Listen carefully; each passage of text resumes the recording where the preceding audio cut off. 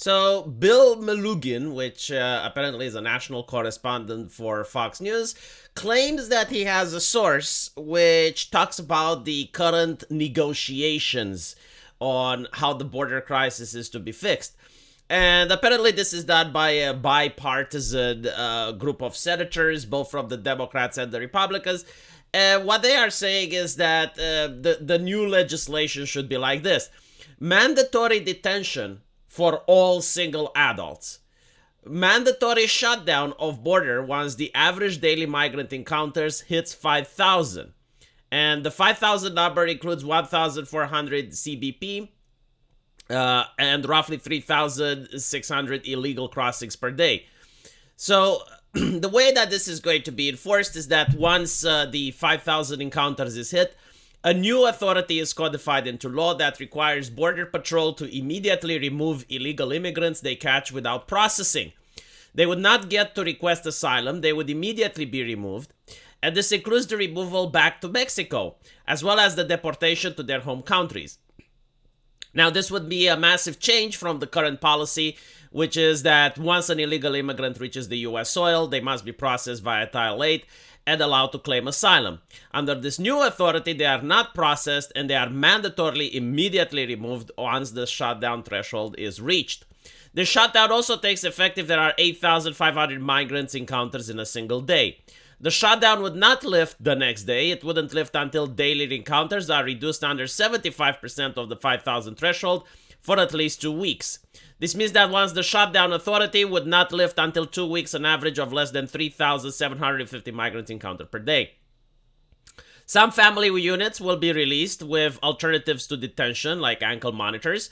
A new removal authority to immediately remove all migrants who do not have valid asylum claims will be determined within 6 months rather than a year, which is right now. Any migrant caught trying to cross twice during the shutdown phase would be banned from entering the United States for 1 year.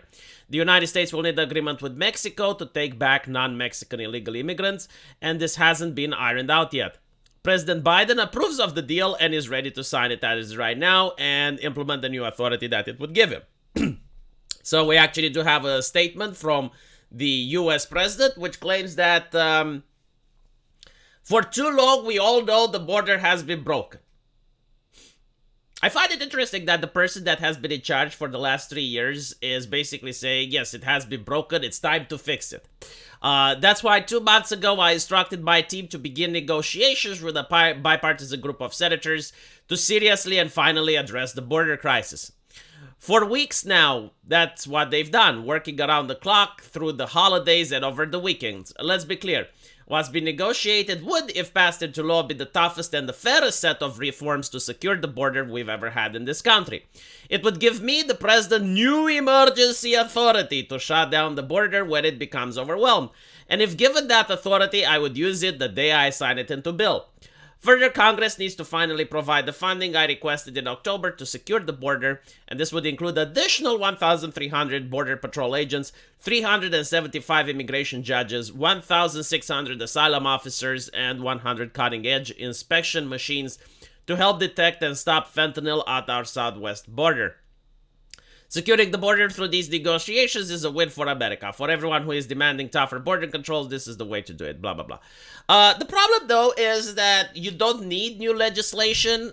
The problem is that they are not trying to enforce the legislation that they currently have. So a lot of Republicans are not believing in this simply because there is a culture that is predominantly Democrat in nature that claims that no person is illegal.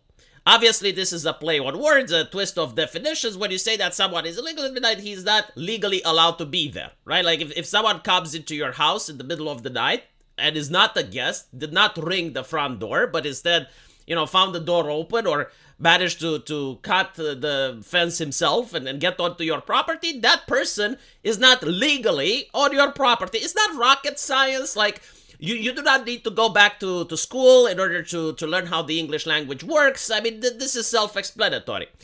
But there are political interests as well as economical interests from greedy corporations in order to get cheaper labor, as well as to inflate the number of the people that are part of the census to get more electoral college power, right? To get more votes.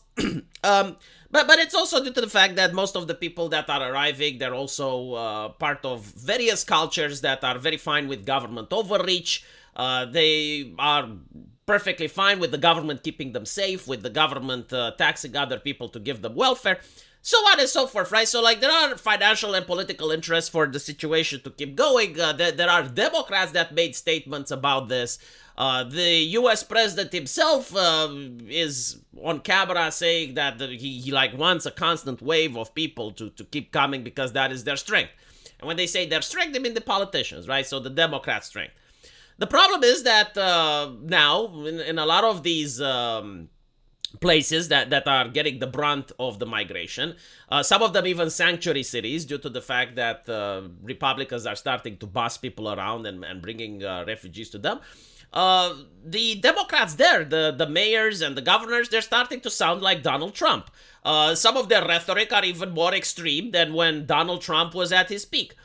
They don't like this because it puts a lot of pressure on the infrastructure. It creates friction within the communities. So even the Democrats now are starting to be like, okay, well, maybe we had enough for a while. I mean, maybe later, right? Like, the United States can't possibly take the entire world within the borders.